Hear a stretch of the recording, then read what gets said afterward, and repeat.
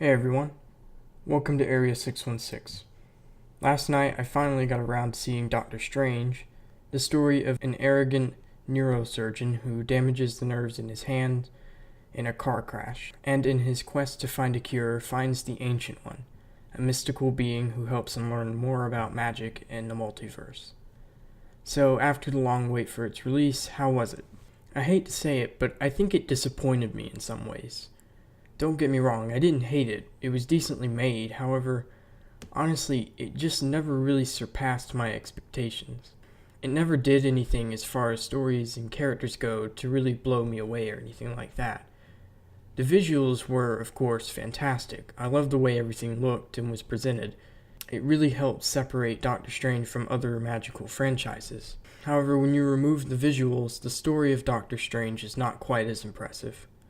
The story progressed in a kind of predictable way, and at that it is a well-worn story.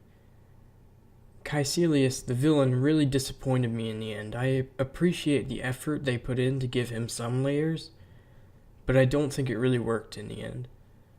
He wasn't the worst Marvel movie villain ever, but he's nowhere close to the best. Strange himself, however, was great. I've always said that Marvel has never miscast anyone, and even the characters who turn out poorly, the actors still could have done a great job if they'd been directed properly. Take Malekith from Thor: The Dark World, who was played by Christopher Eccleston, as an example. But regardless, Benedict Cumberbatch was the perfect choice for Strange. Strange is extremely arrogant throughout most of the movie, but in a different way than Tony Stark. Stark is cocky and sarcastic, Strange is straight up mean.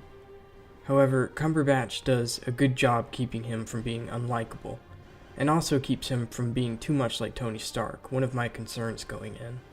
The parallels between Strange and Stark are numerous, but in the movie Strange never feels similar to Stark at all.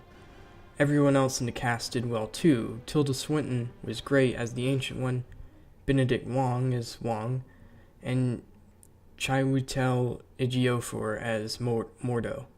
Not really groundbreaking acting or anything, but I thought they did a good job with what they had.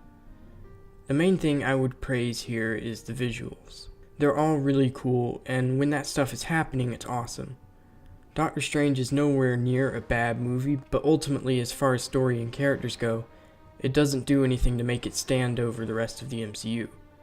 The visuals, maybe, but the story has been done, and is pretty predictable. There were a lot of things I was hoping they wouldn't do, but that they ended up doing anyway. For instance, I don't understand why they went with the weaker route of having Strange master the mystic arts within, 2 weeks? A month at the most? I really didn't see any narrative reason they couldn't have set the opening scene a year or two back, so that it's at least a little bit believable when he starts doing so well. It isn't like the story requires it to be the same year he gets into the accident. Oh, and speaking of the accident, I didn't like the abrupt transition into a cartoon. They should have eased us into that a bit more. But seriously, I don't know how in the world he could survive that kind of crash. In the comics, he just hit like a tree or something, I think. He didn't fly through the air like a paper plane, tumble down the side of a cliff, smash through some kind of small building thing, and land into a river. It's just a bit over the top. There's a lot of humor in this movie, and honestly, a lot of the times it feels kind of out of place. It's not terrible, but sometimes it just didn't need to be there. Also, I feel like it should have been a bit harder to find the Ancient One in the first place. It's a minor complaint, but I was expecting him to be traveling around looking for everything he possibly could, and then finding the Ancient One. I understand why they cut that for time and all, but I don't know, it just seemed like a missed opportunity. In fact, in the end, it doesn't seem like Strange really had to work to become good at magic. It just kind of happened. It's explained as he has photographic memory and is, quote, a natural at the mystic arts or whatever. But I don't know, it just seemed cheap when they could have put more effort into making it an effort. In the end, as I said at the beginning, I definitely don't hate this movie.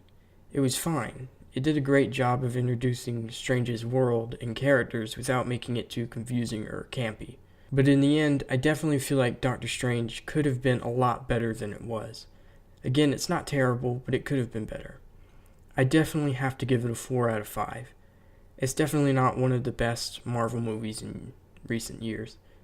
But it's better than Iron Man 3 and Thor the Dark World, so hey, that's something. Now there's a lot of spoilery stuff I didn't cover in this video because spoilers, but I did make a separate video for that. The link is at the end of this video and in the description. In that, I'll talk about the more spoilery stuff that I avoided in this one. But anyways, yeah, thanks so much for watching. Let me know what you guys thought of Doctor Strange in the comments below. And I'll see you all next time.